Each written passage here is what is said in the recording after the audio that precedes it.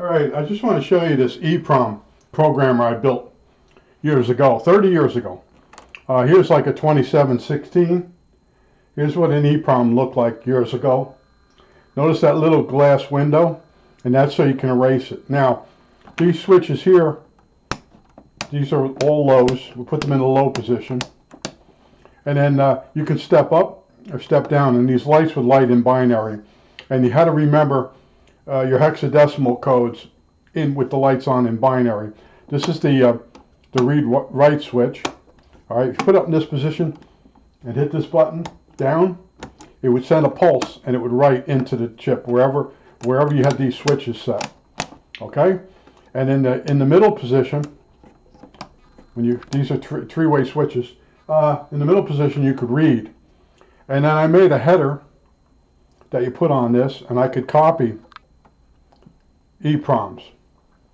Okay? If I made a mistake putting like a long series of hexadecimal code into an EPROM and I made a mistake, what I could do is I could put the bad one up here and read it, and then program a chip to get up to the part where I made a mistake, and then go on from there. And a lot of the projects I built, the microprocessor had to have a base program in there. So I use this unit to make copies. Instead of each time putting the base code in, I could make a copy of the ones with the base code in, and then later on put the rest of the code in the chip. It was very versatile for back in the old days, as we say. You know, we didn't have some of the modern things. Now, this unit here is an eraser, and let's get this in frame.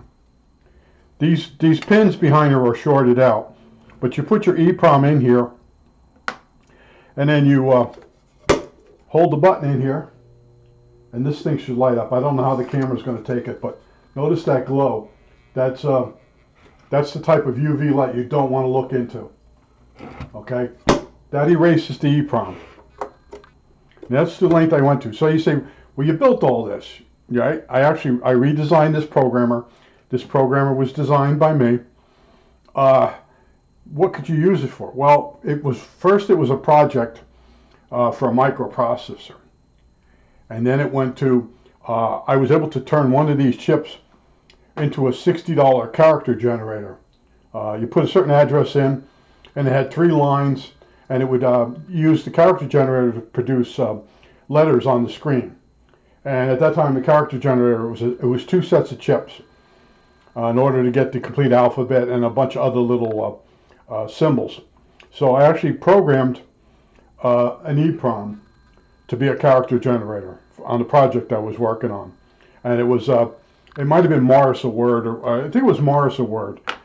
It was a program, a unit that would take Morse code and put it out in scrolling LEDs. No longer exists, in a landfill somewhere. But in order to make the character generator for that, you have to program an EPROM. And this came in handy, did it again. Now, what this unit really became useful for, okay, is, I got to think of the name of Zenith. Zenith had a television decoder, and each unit had a serial number. And we figured it out. Someone got me the box, and we figured out that through information from somebody else, we found out that the chip inside the box just had a serial number on it. So I took the chip out, and it was epoxied in, and I'm thinking, how am I going to get this? It's actually epoxied to the board. And I started wiggling the big lump of epoxy, and it just came off. Now I had a chip in epoxy. I couldn't tell what it was, and I could just see the pins from the bottom. So I went looking. We had a place called Tech Ops, and on my break I kept going in there and looking through different EPROMs and PROMs, and I found one with the same amount of pins. The thing had a wacky, weird amount of pins, maybe 18 pins, and I found it. And then I with the box open, I went in with my scope, and I checked out the pins that I thought were for the address, and I found them. And then I actually put that chip on here with an adapter and I stepped through it, and I put out the code on a piece of paper, the highs and lows, coming out of one pin. They only used one pin. It was a 4-bit programmable PROM, but they only used one pin. And when the serial number coming in would match that Eeprom, it would turn the box on for that channel. Okay, that's all there was to it once you figure it out. So I'm putting the output of the chip, and I know I got the address right, and I'm looking at the binary, and I got pretty good at binary and hexadecimal, and it's not making any sense to me. And then I think I knew it had to be the serial number for the box, and I keep looking at it, and I realize, I said, son of a bitch, the output of the Eeprom was upside down. That's all it was. Okay, they ran it through an inverter on the circuit board. So I started, now that I know it's a serial number, I got serial numbers of people's boxes, and I put the Eeprom, I used one of these Eeproms, and I made an adapter socket, and we put it in the unit. We went over a person's house that had that system, and we put it on. At first it wasn't working, and then I talked to someone, and they said you have to leave it on like an hour, or put it on the station, the channel you want to decode if you're subscribed to it. So we got a hold of a number of a box that a guy had everything turned on, and I put the serial number in this other box, and after it was on, stations started popping on. Well, you know, HBO, Cinemax. Back in those days, there wasn't a lot that you got. You got Movie Channel, yeah, I think it was Movie Channel, HBO, and Cinemax. And we got them. And there were a couple other channels. But anyway, got it working. Figured out how that box worked. Okay? And then as they come out with new boxes, I was right there. I would have my box set up, redesigned, and I'm looking at their test signals. 2 months before they actually put the system in action, they run test signals. And then some nights, the guys that work for the cable company would put certain types of, like, WrestleMania up on a different channel, and it was only unscrambled for them. And I was getting those movies too, or those events. Okay, I got really into it. But what I want to talk about next is I went looking at other people's videos and the amount of views they get, and how come they get more views than me. And it's because I do really obscure stuff in my life.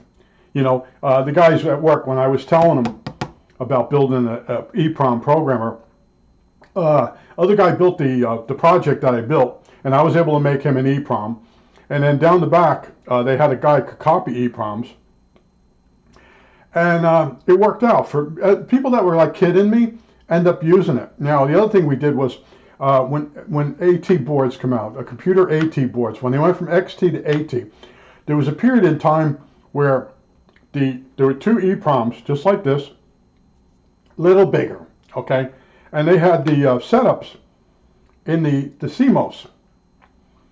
For the CMOS, they were on two proms. So I ordered from the back of a magazine the two Eproms to upgrade my AT, and they made a mistake. They sold me the two Eproms for $29, and they should have been $150. So once I had the two chips, I was making copies on this, but it was slow. And then a guy at work, where I used to work, I sent the Eproms there, and they had a bunch of copies made, and everybody was able to upgrade their AT board. It had more video cards in the setup, VGA. It also, the big thing was it had the numbers for the hard drive. Okay, you could use, there's a couple different trick ways of trying to get your complete hard drive to be used, but there was nothing like having a number for cylinders, heads, and whatever the hell that thing, and the right sectors and all that, actually have it on the Eprom. So I bought this Eproms, the two Eproms, online, and it had all that, and then we're all excited. But then when the other guys went to buy the Eprom, it was $150 instead of $29, and I was able to make copies for everybody. So this stupid little thing, I used it. Also used this to read the R71A RAM chip And you can actually, I actually have a header wherever it's hiding. Yeah.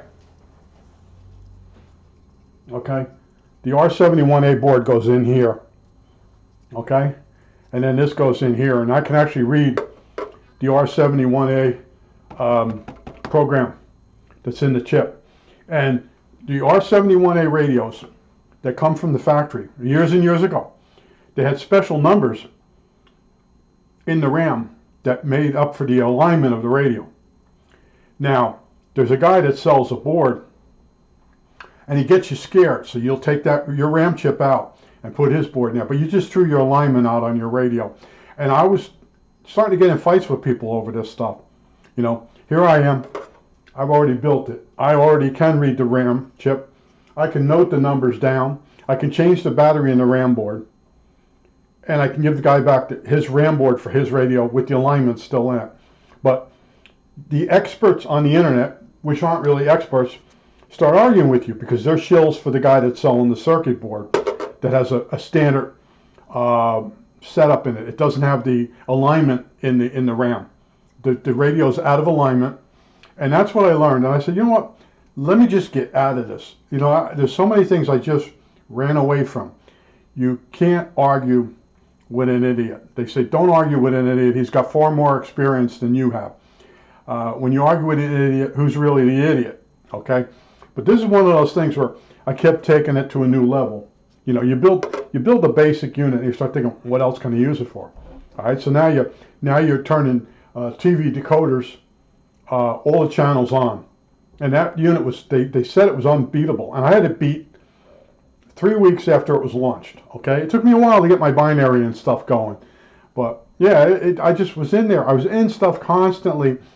And I can talk about it now because those companies are all out of business. But I was doing stuff that other people were, you know, at work. I had this one guy telling me he had his unit hooked up to a computer, and he could change the number. I had that already, and he was telling me the way and I knew the guy didn't do it that way because I had done it already, and it was a lot harder than he was saying. But the guy was telling him he was gonna do it, and then he was retelling the story as the guy had done it.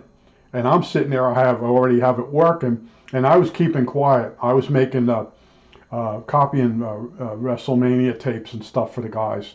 And then at work, they would actually put the WrestleMania on at break time. And then one guy said that if the signal was coming from Mars, John would figure out how to do it. But that's the way I am, you know. And lately, I've been like I said, I'm looking at other people's videos, and there's two. They're not girls. They're guys that have changed themselves into girls. So I bumped into these two set of people, and I'm like looking at the views they got and the videos, and they're getting these donations of equipment, and they have surplus places right next door to them. And I'm like, these women are, I'm looking at them like, wait a minute, that's actually a guy. And that's why I was like, that woman's really good at this stuff.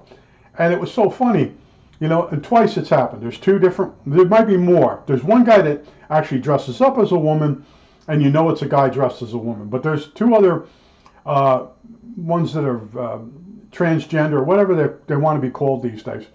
But I'm looking like, oh, that woman's really good at this stuff, you know, and then she has surplus places near her. I don't have that here. And even in Jersey, I had a couple, my one friend had a store, and he'd give me stuff cheap. I'd hang around there. When a customer would update their computer, they'd sometimes give me the board, or I'd buy the board from them. I've lost all that out here. All I have basically is eBay. Okay, and that's up. But some of this funny stuff that I've been bumping into. But I said to myself, let me show you in the Eprom Programmer. And this type of method was used for at least 10 years. Okay, you had these proms, and a lot of times there's paint over this. And that's that ultraviolet bulb, the one that'll hurt your eyeballs. That's what's in here. That's why it's in a metal case. And oh, that bulb is a sterilizer bulb for a fish tank. Now let me show you this with it on. There's the ballast in there, and there's the bulb. And I used the ballast, plus I used a resistor in series with the ballast. I didn't like how bright the light was lighting. But and then, like I said, these behind here, all these pins are shorted together, because as Eprom erases, static buildup. I have everything. Everything is here. You know, I read up on the Eprom eraser, and we had a guy at work, and he had an Eprom eraser, and I take my proms there, and then he wanted to charge me money for erasing an Eprom, and then I had people actually come to my house when I had the bulletin board, and they would bring EPROMs to me, and I'd erase it for them. They had a guy that could program it, but they didn't have a guy that knew. The guys didn't know how they got erased. Okay, they bought the programmer, but they didn't buy an eraser. But it was pretty cool stuff. But like I said, even up until a few years ago, you know, you put that on there, and on top of this goes the RAM board that has a battery, and it's just like an EPROM, and you can program in to the RAM chip, and the battery keeps it locked up, whatever you put in there, for 30 years. And I told you once before, the experts on the internet tell you go in there, you got to go in there and measure the voltage. You don't want it to drop below 2.5 volts. You better measure it. So someone goes in there and they erase it by putting in a voltmeter across it. The voltmeter pulls voltage out of the battery because the battery's old, and now they just erased their EPROM. But then the shills, oh, there's a guy, he sells the board, you just plug it in. Yeah, I got one of those boards. The battery does not last 30 years in that thing. And it's a real pain in the ass, too. After you put the board in, you have to program the board using the front panel switches, because the board is made for several different icons. It was old bullshit. I got involved in it. I wasted my time. I got insulted. I got aggravated, and it wasn't worth it. And I'm learning that now. It's in life, you just got to say, how much money can I make? And it's got to be a good chunk of money. And then you have to say to yourself, how quickly can somebody else copy what I'm doing? Because, yeah, they'll show up. And then they'll undercut you. And they have little tricks like, oh, he's screwing you over. And then once you're gone, they jack their price up. Okay? It's all a big freaking game. I think that's it. All right, that's it.